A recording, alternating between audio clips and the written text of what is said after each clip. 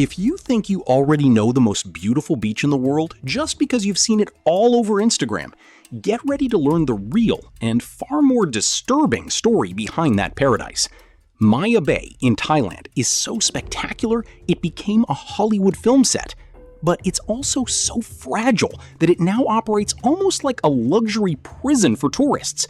No one gets in without a reservation, no one is allowed to swim, and above all, no one ever is allowed to spend the night there. In today's video, we're revealing 12 shocking facts about the beach that nearly destroyed itself with its own fame, and that now lives under 24-hour surveillance. But first, don't forget to like this video and subscribe to the channel so you don't miss anything about the most fascinating places on our planet. So forget the sunscreen for a second and get ready for a story of paradise, greed, and a second chance nobody expected. Number 1. Geography.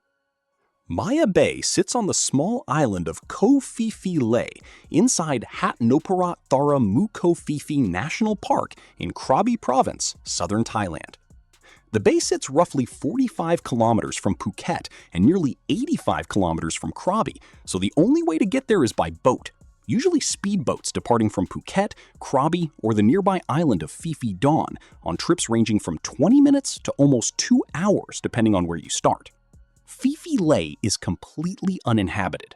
There's no village, no road, not a single source of fresh water anywhere on the island. Geologically, it's made up of massive limestone walls, carved over millions of years from ancient coral and seashell deposits compressed on the ocean floor and later pushed upward by tectonic movement.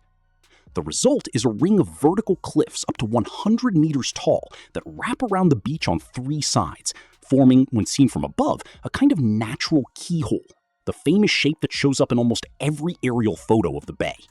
The bay itself is tiny, about 250 meters long, and at high tide, only 15 to 20 meters wide in some stretches, a strip that can double in size at low tide. Only the 4th side opens out to the Andaman Sea, where coral reefs begin almost right at the edge of the sand, creating a shallow, crystal-clear scene that's perfect for photos, but also extremely vulnerable to any kind of human impact. It's that exact combination, breathtaking beauty and extreme fragility, that explains throughout this video why Maya Bay basically had to be shut off from the rest of the world. Number 2. Hollywood fame. Before the year 2000, Maya Bay was practically invisible on the global tourism map. Local fishermen knew the bay, a handful of adventurous backpackers would occasionally make their way there, but there was no tourist infrastructure, no line of boats, no tour operators scheduling daily trips. It was, in that sense at least, a genuinely untouched paradise, unknown to the vast majority of the world. Everything changed when British director Danny Boyle chose Maya Bay as the central setting for The Beach, based on Alex Garland's novel and starring a then 24-year-old Leonardo DiCaprio. The production spent a significant sum adapting the bay to fit the screenplay's needs, including, controversially, removing native dune plants to make the beach look more cinematic, causing environmental damage before a single camera even rolled. The film was released in February 2000 and grossed over $144 million worldwide. The film's premise is a perfect irony for what happened next. A young traveler discovers a secret paradise, and by sharing a map of that place with strangers, ends up destroying the very thing he loved. It was fiction. It became prophecy. In the years following the release, Thai tourism operators began using footage from the film as marketing material, and the number of tourists wanting to visit DiCaprio's beach exploded in ways no one had anticipated or planned for. Number 3. The tourism explosion. In the early 2000s, it was still possible to visit Maya Bay without massive crowds if you arrived early and got lucky. But the explosion didn't take long. Throughout the following decade, the number of daily trips to the bay grew in a way that was steady, relentless, and completely unregulated. Tour operators from Phuket, Krabi, and Phi Phi Don competed for customers with lower and lower prices and more popular packages. The result was inevitable. At the peak of tourism, between 2015 and 2018, more than 5,000 tourists were landing at Maya Bay every single day. To put that in perspective, that tiny strip of sand, measuring less than 300 meters from end to end, was receiving daily crowds larger than many small towns. Speedboats arrived in convoy, with sometimes more than 50 vessels anchored simultaneously inside the bay.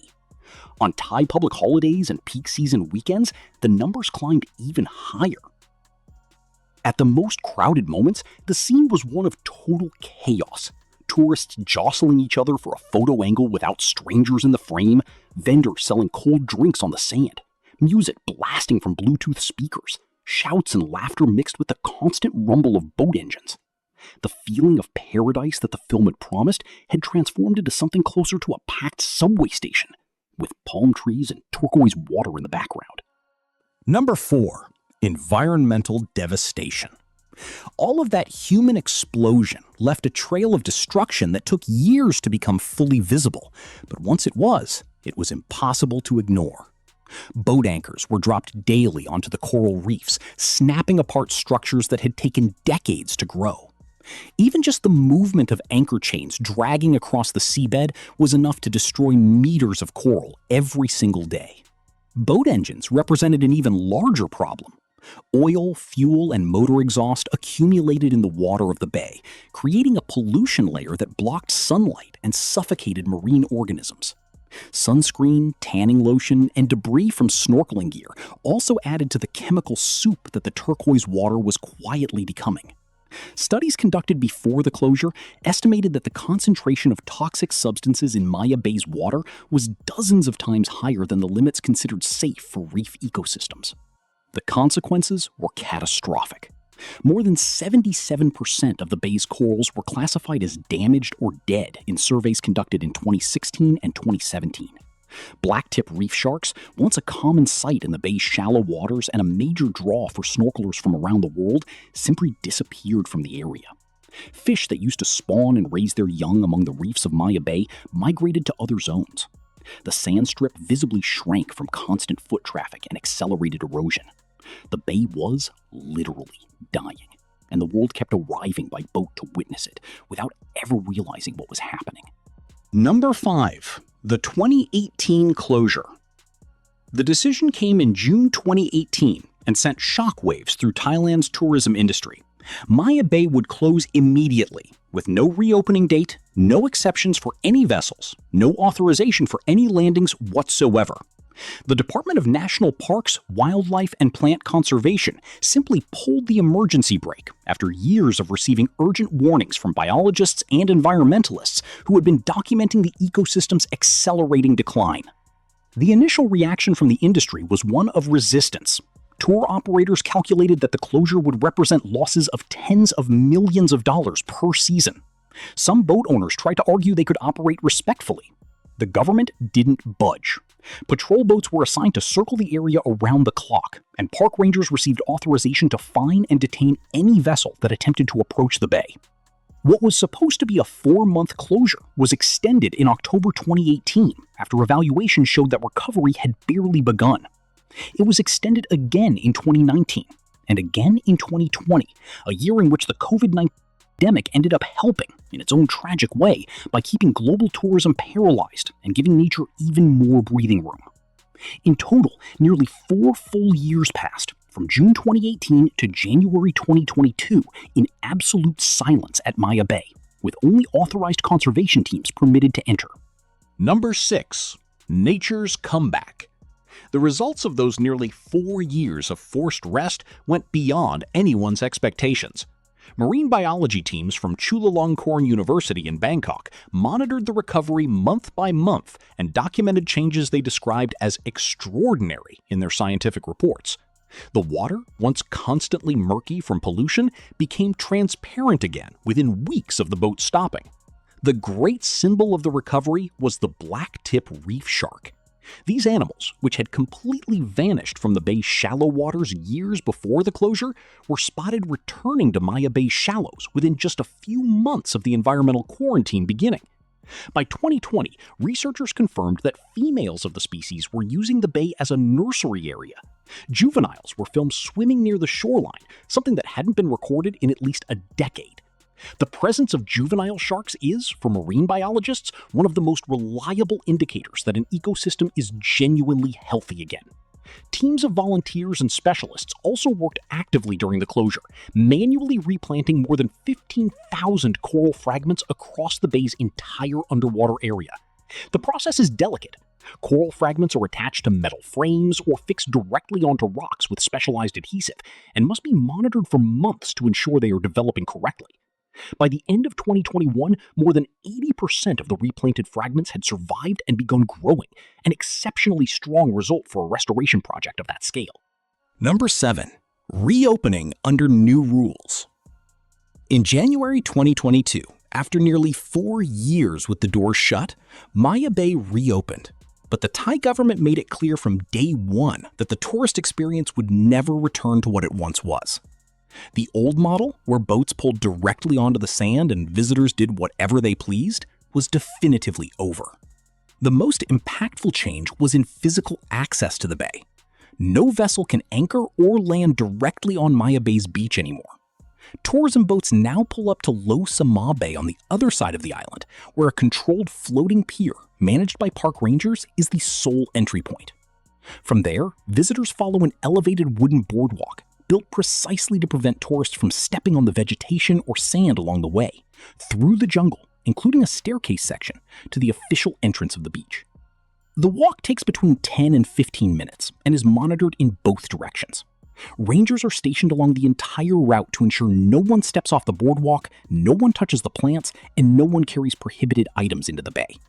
The feeling is a mix of nature reserve and extremely well-managed theme park, a far cry from the speedboat directly onto the sand arrival that had defined the Thai tourism marketing image for decades.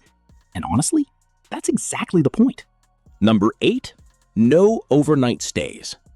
Here is the fact that gives this video its name, and possibly the most surprising one of all.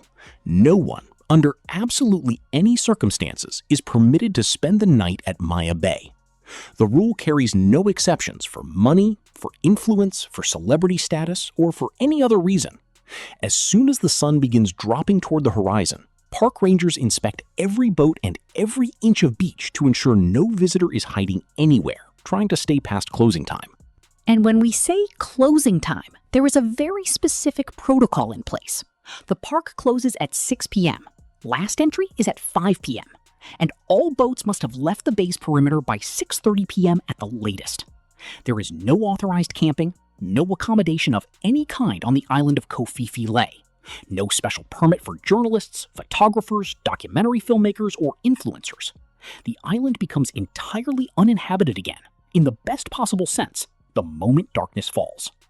The rule exists for very specific reasons, rooted in what was happening before the closure. In the years of peak tourism, Maya Bay had started attracting clandestine nighttime parties. Groups of tourists would hire private boats, arrive after official closing hours, and spend the night on the beach with bonfires, music, and alcohol. Beyond the obvious damage to the ecosystem, the noise and artificial lighting during nighttime hours directly affected the behavior of marine species that use the bay for reproduction and feeding in the dark. The overnight ban was specifically designed to restore those nighttime hours to the nature that depends on them. Number 9. No swimming or snorkeling. If you plan your entire trip to Thailand around the dream of swimming in those iconic turquoise waters you've seen in every photo of Maya Bay, we've now arrived at the moment to break that expectation completely. Swimming inside the bay is banned. Snorkeling is banned. Any form of full-body immersion in the bay's water is off limits for visitors, and that includes children too. The only concession the park makes is allowing visitors to stand in the water up to knee height at the very edge of the shoreline. The prohibition exists to protect the corals that were so painstakingly replanted during nearly 4 years of closure. A single swimmer inadvertently touching the seabed can destroy, in a matter of seconds, a coral fragment that took 2 years to grow 5 centimeters. Multiply that by hundreds of visitors per day, and the cumulative damage would be devastating in very little time. Rangers watch the shoreline constantly, and tourists who attempt to swim are removed immediately and may face fines. Those who genuinely want to snorkel or dive in the area have excellent options nearby. Pile Lagoon, just a few minutes by boat from Maya Bay, offers a spectacular snorkeling experience with colorful reef fish, rays, and, with some luck, blacktip reef sharks in their natural habitat.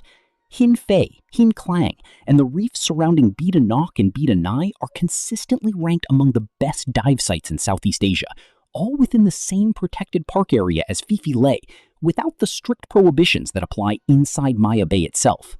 Number 10. Visitor caps and time slots. And forget the idea of showing up at the boat pier and buying a last-minute tour to Maya Bay. The entire system has been redesigned from the ground up. Every single visit must now be reserved in advance through Thailand's official national park portal, DNP Online, where the visitor provides the desired date, preferred time slot, and, this detail matters, their passport number. Each ticket is linked to the visitor's travel document, and rangers verify identity at the entrance. The maximum number of people allowed inside the bay at any given moment is 375 visitors, organized into time blocks of approximately 1 hour each. That means that across an entire day, only a few thousand people are permitted to enter, a tiny fraction of the more than 5,000 who used to arrive daily during the most chaotic period. The entry fee for foreign adults is 400 baht, the equivalent of roughly $11, paid at the time of the online reservation, not on site. When the 1 hour window ends, rangers use whistles to signal, clearly and without ambiguity, that the visit is over and it's time to head back toward the boardwalk. There is no negotiation, no just 5 more minutes for a photo. Visitors are directed to exit toward the return path, and the next group begins entering. It sounds bureaucratic in theory, but in practice, this is precisely the mechanism that allows Maya Bay to keep existing without being buried under its own popularity. Number 11. Annual seasonal closure. Even with all the new rules, the visitor cap, the swimming ban, and the permanent surveillance, Maya Bay still closes temporarily every single year.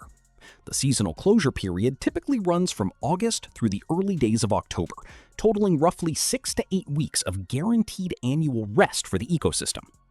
During these months, the southwest monsoon hits the region with greater force, making the waters rougher and tourism less safe, which conveniently coincides with the biological need to give everything a full break. During the seasonal closure months, tour operators adjust their routes to show the cliffs and snorkeling spots around the island from a safe distance, with no landings. Pile Lagoon and the snorkel points around the main island remain accessible. Only Maya Bay itself shuts down. And the data shows that this annual rest is not optional, it is essential. Biologists monitoring the replanted corals year over year have recorded that replanted species grow measurably during closure periods and show visible stress signals in the weeks immediately following reopening, even with controlled tourism numbers. The seasonal closure also serves as a permanent reminder that Maya Bay's recovery is an ongoing process, not a finished achievement. The Thai government has been unequivocal in communicating that the current rules will not be relaxed in the coming years, and that any expansion of visitor numbers or operating hours is contingent on regular scientific assessments, demonstrating that the ecosystem can genuinely support additional human pressure. Number 12. Final facts. Before we wrap up, a few details most tourists don't know until they're already there. Details that make a real difference when planning the trip. Drones are prohibited across the entire Bay Area without prior authorization from national park authorities, and that authorization is not granted to tourists, only to research and scientific documentation projects that have been formally approved. The breathtaking aerial photos circulating online were all taken either before the closure or by specially authorized expeditions, which means most influencers who try to recreate that bird's eye angle come back with a fine instead of a viral shot. There's also a detail about the actual size of the beach that surprises almost every visitor. In drone photos, Maya Bay looks expansive, a generous stretch of bright white sand inside an enormous natural amphitheater. In person, visitors quickly discover that a significant portion of the sand is cordoned off with ropes and signs, protected as a coral replanting zone. The area available to visitors is considerably smaller than the images suggest, and with 375 people circulating at the same time, the density can feel surprisingly high for a beach people had always imagined as empty and serene. Finally, One piece of practical information that genuinely changes the trip for anyone planning ahead. The best time slot to visit Maya Bay is the first one of the day, between 7 a.m. and 9 a.m. At that hour, the sun is still rising from the east and illuminates the cliffs from the front. The temperature is far more bearable, and most tourism groups haven't arrived yet, since the majority of packages departing from Phuket leave between 8 and 9 a.m. and take roughly 90 minutes to reach the island. Anyone departing from Phi Phi Dawn can be at the bay right at opening and experience for a few minutes at least something genuinely close to the silence the movie once promised. At the end of the day, Maya Bay is the most powerful proof this planet has that even paradise has a breaking point, and that when that point is crossed, nature's invoice is steep. It took nearly 4 years of total closure, 15,000 hand-replanted coral fragments, countless hours of work from biologists and rangers, and a set of rules that a lot of people thought were absurd until they understood it was either all of that or losing the bay forever. Today, no one sleeps there. No one swims in its protected waters. No one walks in without a reservation and a passport check. And maybe that's exactly why Maya Bay still exists, still stuns, and still has sharks swimming near the shoreline at dusk after every tourist has already gone home. Now tell me, would you visit Maya Bay knowing all these rules, or do you prefer a free beach where you can do whatever you want? Drop it in the comments. And if you made it this far, don't forget to like this video and subscribe to the channel. It keeps me going and keeps these videos coming. See you in the next one.